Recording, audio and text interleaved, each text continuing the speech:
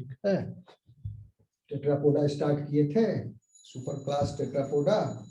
Okay, उसका general characteristics बताए थे लास्ट क्लास में। डिराइव कैरेक्टर्स बताए थे टेट्रापोडा का, स्पेशल कैरेक्टर। ओके, क्या क्या था स्पेशल कैरेक्टर, अगर भूले नहीं हो अभी इतना देर में, तब क्या था Tetrapoda character? Neck, rib, fin skeleton, flat skull, ये सब हम फॉसिल दिखा के आपको टेट्रापोडा का एंसेस्टर के बारे में आपको बताए थे। तो जो अब टेट्रापोडा लिविंग टेट्रापोडास हैं, living टेट्रापोडास, I'm not talking about the first tetrapoda. First tetrapoda is Acanthostega, ये एक्सटिंक्ट हो गया। टुलरेप्टॉन भी एक्सटिंक्ट हो गया। तो living first Tetrapoda is amphibia. Okay, उसके बाद नीचे इस पर अब हम स्ट्रेस देंगे, एम्फीबिया। ओके, एम्फीबिया क्या है? क्लास है। किसका क्लास है? वर्टिब्रेटा का क्लास है एम्फीबिया। ठीक, और एम्फीबिया के कितने सब क्लास थे आपको हम बताए हैं पहले क्लास में। 2 क्लास एक्सटिंक्ट हो गया और एक जो क्लास बचा हुआ है modern amphibian, Lissamphibia, Lepospondyli, Labyrinthodontia, Lepospondyli, these 2 सब क्लासेज आर एक्सटिंक्ट। तो इस दोनों को हम छोड़ देंगे, आपके सिलेबस में है भी नहीं। फोल्डेड टीथ था, सिर्फ जान लो, फोल्डेड टीथ था लेबिरिंथोडोंटिया का। ओके, इस्थियोस्टेगेलिया है, फिश वर्टिब्रेट, टेमनोस्पोंडिली है, डिवाइडेड वर्टिब्री था इसमें। एंथ्रेकोसौरिया था, जिसमें कोल लिजार्ड है एक्चुअली इसका। ये सब एक्सटिंक्ट हो गया, आपको नहीं जानना है। लेपोस्पोंडिली स्केल वर्टिब्रेट, ये भी एक्सटिंक्ट हो गया। हम फोकस करेंगे लिस एम्फीबिया पर, यानी स्मूथ एम्फीबिया जो है। इस स्मूथ एम्फीबिया में 3 ऑर्डर हैं, यूरोडेला, एन्यूरा एंड एपोडा। यहाँ पर थोड़ा ऑर्डर पर आप लोग गौर मत करना, पहले यूरोडेला ही लिखना एग्जाम में भी और समझने के लिए। यहाँ एन्यूरा लिखा हुआ फिगर में पहले यूरोडेला, क्योंकि उसी क्रम में वो एडवांस फॉर्म है। यूरोडेला सिंपल वाला है, फिर एन्यूरा उससे एडवांस है, एपोडा। एक्चुअली एपोडा भी सिंपल ही है, but Anura is more advanced. Anura कौन है? These are the orders. Enura, those amphibians which are not having the tail, no tail, like frog and toad. ठीक, यूरोडेला इसमें टेल है, amphibians with tails like salamander. Apoda with no limb, इसमें कोई limb नहीं है। हम दिखाएंगे एक एक करके आपको फोटो इसका। ठीक है, so the amphibia class are represented today by semicolon by about 6150 species of salamanders. इस 6150 species में क्या क्या है? यूरोडेला, ठीक है, एन्यूरा एंड एपोडा, ये तीनों को जोड़ करके कितना है? 6150 स्पीसीज है। यूरोडेला का कॉमन एग्जांपल सैलेमेंडर, एन्यूरा में फ्रॉग्स हैं, एंड एपोडा में सिसिलियंस हैं। सिसिलियंस, नो लेग्स, लेगलेस वंस। आवाज आ रही है मेरी आपको? Yes sir. Yes sir. Yes sir. ठीक है। About 550 species of Urodales are known अभी तक। यूरोडेल्स कौन था? विथ टेल, यानी जिसमें सैलेमेंडर सब है। Some are entirely aquatic, but others live on land as adults or throughout life. कुछ जो है यूरोडेला एक्वेटिक भी है पूरे लाइफ लॉन्ग, और कुछ यूरोडेल्स जो है लैंड पर भी रहते हैं throughout the life. Okay, so these are the variations. Most salamanders that live on land walk with a side to side bending of the body, a trait also found in early terrestrial tetrapods. देखो ये figure, this is salamander, order Urodela. ये picture दिख रहा है आपको? Yes, sir. Urodela है, ठीक है। इसमें क्या, इसने क्या किया, it retains the tail as adult. This is anurans such as, ये पॉइजन डार्ट फ्रॉग है, and it lacks the tail, and this is apodan और caecilian without leg, and these are mainly burrowing amphibian. बिल बनाता है अपना, मुंडी से bill खोदता है, इसी से जाता है। So these three are the representative pictures of ये तीनों ऑर्डर का, एन्यूरन्स, यूरोडेलन्स एंड एपोडन्स। अब आते हैं, आगे बढ़ते हैं। Most salamanders that live on land walk with side to side bending of the body. Side, अब इसके पास टेल है, ये साइड टू साइड वॉक कर सकता है, चल सकता है, अंडुलेटिंग मूवमेंट, ठीक है, जैसे स्नेक अंडुलेशन करता है। A trait also found in early terrestrial tetrapods. तो इसकी वजह से इसके पास side to side move. Another property is paedomorphosis. Paedomorphosis क्या है? Pedomorphosis is some of the characters of the early stages of their developmental life are retained in the later stages of the development also. Okay, so it is the retention, it is, pedomorphosis is the retention by an organism of juvenile or even larval traits into later life, and this is common among aquatic salamanders. Aquatic salamander में ये हमको commonly देखने को मिलता है कि larval life का trait जो है एडल्ट लाइफ में भी सैलमेंडर जो है उसको रिटेन कर लेता है। फॉर एग्जाम्पल, लास्ट क्लास में भी बताया था, the animal was axolotl. For instance, retains larval features even when it is sexually mature. ये फिगर आप लोग देखिए, दिख रहा है ये फिगर?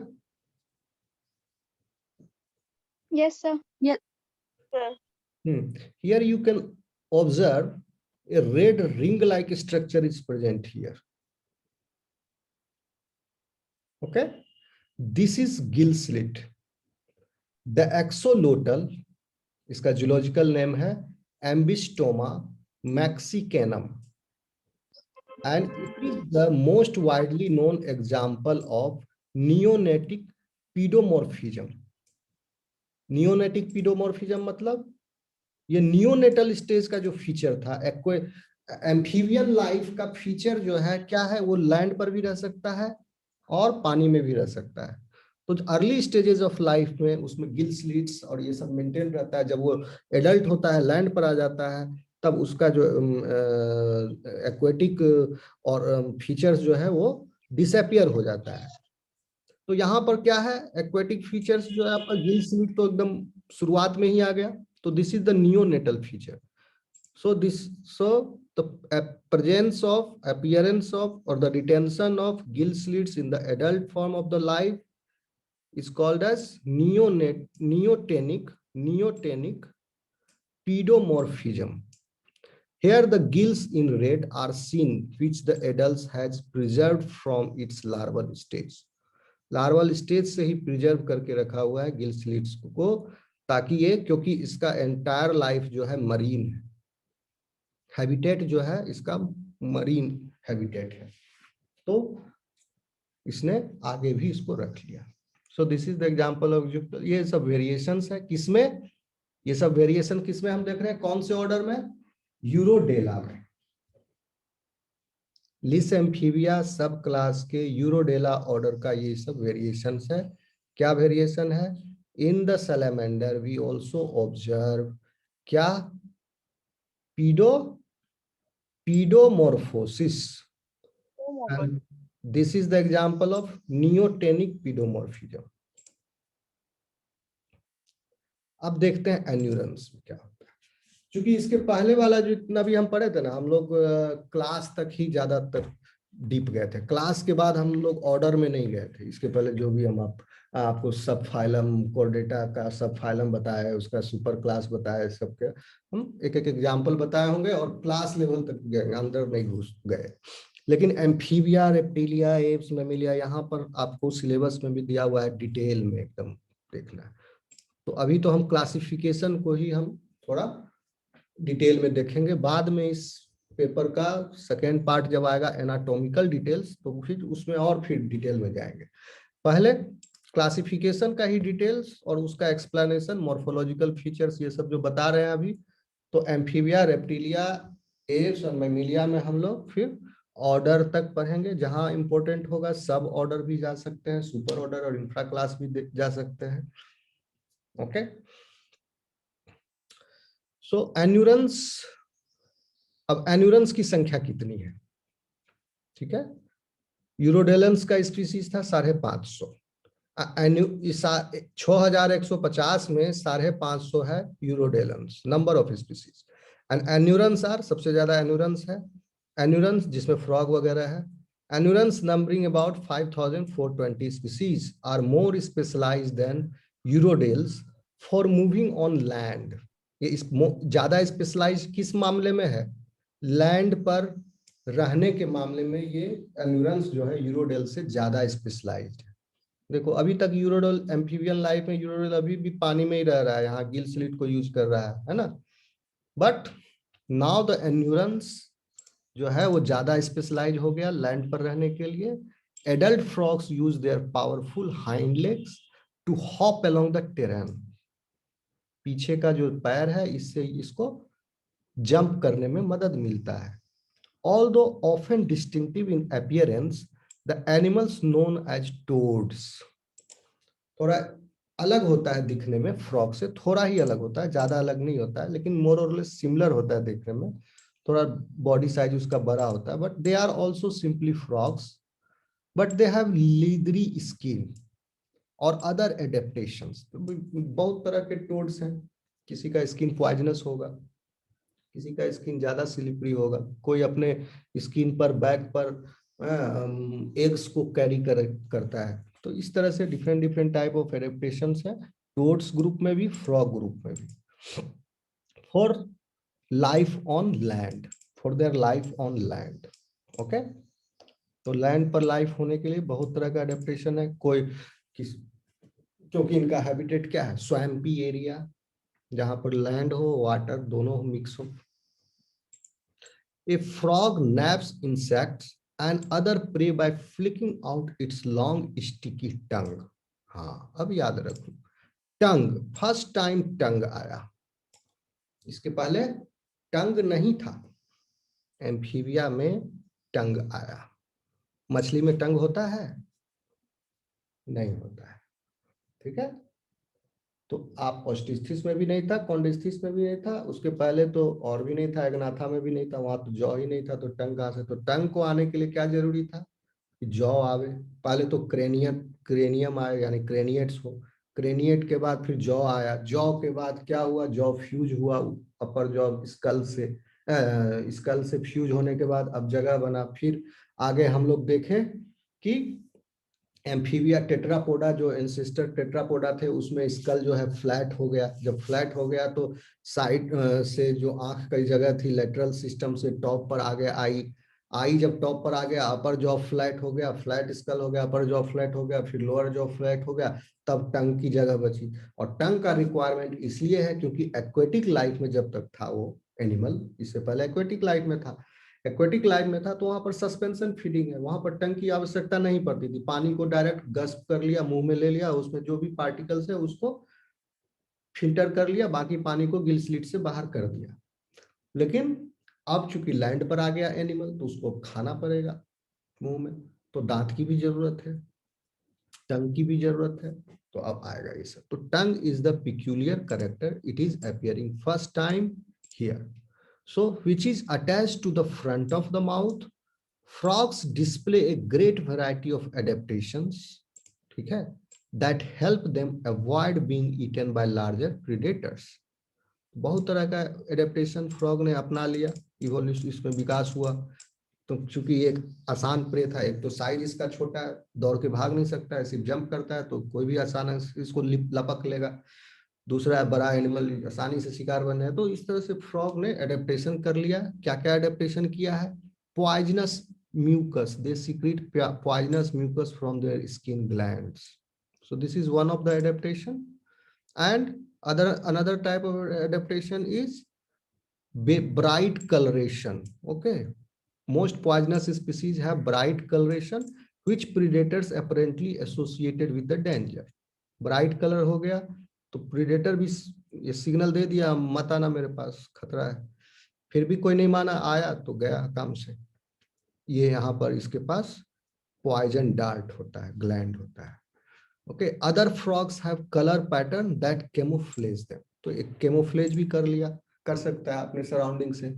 तो ये जो स्ट्रेटजी है इसका बचने का, कैमोफ्लेज का वाला, और ये पॉइजनस म्यूकस सिक्रीट किया या सब्सटेंस सिक्रीट किया, तो these strategies are present in other groups also, मतलब पहले भी, ठीक है, पहले भी, मतलब ये यूनिक फीचर नहीं है एम्फीबिया का, camouflage and bright colour. Camouflage आपको लोअर इन्वर्टिब्रेट्स में भी दिखता है, मिलता है। ओके, तो वो भी इस स्ट्रेटेजी को अपनाया, कैमोफ्लेजिंग और पॉइजनस ग्लैंड वाला स्ट्रेटेजी, वो भी मिलता है हमको, इन्वर्टिब्रेट्स में भी होता है। बट ये जो फीचर है टंग, because this is a structure, muscular structure, this is appearing for the first time. This is the peculiar character of the amphibia class.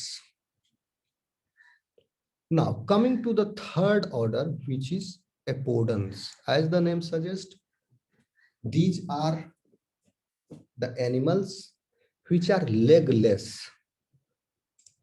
and around 170 species of this are living today, are legless and nearly blind, and superficially they resemble earthworms.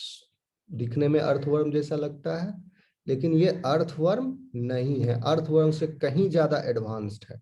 Earthworm कितना पीछे है इससे evolution में, पढ़े हो ना last year, non chordate था, ये है कॉर्डेट। कॉर्डेट में भी ये वर्टिब्रेट है, वर्टिब्रेट में भी ये क्रेनिएट है। ओके, सॉरी, क्रेनिएट में भी ये वर्टिब्रेट है, वर्टिब्रेट में फिर ये आपका टेट्रापोडा है, मछली से भी आगे है। टेट्रापोडा में फिर ये एपोडा है। तो there absence of leg is a secondary adaptation because they evolved from a legged ancestor. इसका पूर्वज जो था उसके पास पैर था। So the Sicilians inhabit tropical areas where most species burrow in moist forest soil. तो इसके पास पैर नहीं है, किस वजह से? क्योंकि ये इसका जो हैबिटेट है वो ट्रॉपिकल एरियाज है, जहां पर फॉरेस्ट होता है। फॉरेस्ट घना जंगल है, घना जंगल के नीचे जब जड़ के पास क्या होता है, स्वैम्पी होता है एरिया। सो ए कहां पर मिल रहा है? A few south American species live in fresh pot, मतलब साउथ अमेरिका में है, कुछ फ्रेश वाटर में भी मिलता है ये एपोडन्स, but they are largely terrestrial. Now coming to this point, अब एम्फीबिया का डेवलपमेंट पर, क्योंकि amphibia as the name suggest they are having both ways of life. Okay, means the life stages of many frog species that live first in water and then on land. इस figure को आप देखिए,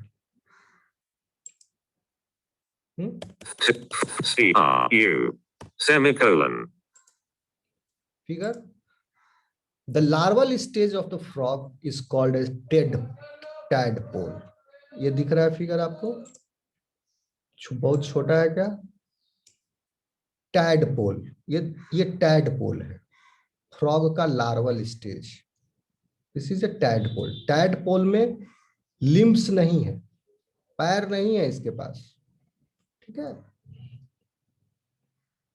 The larval stage of a frog is called tadpole. Is usually an aquatic herbivore with gills.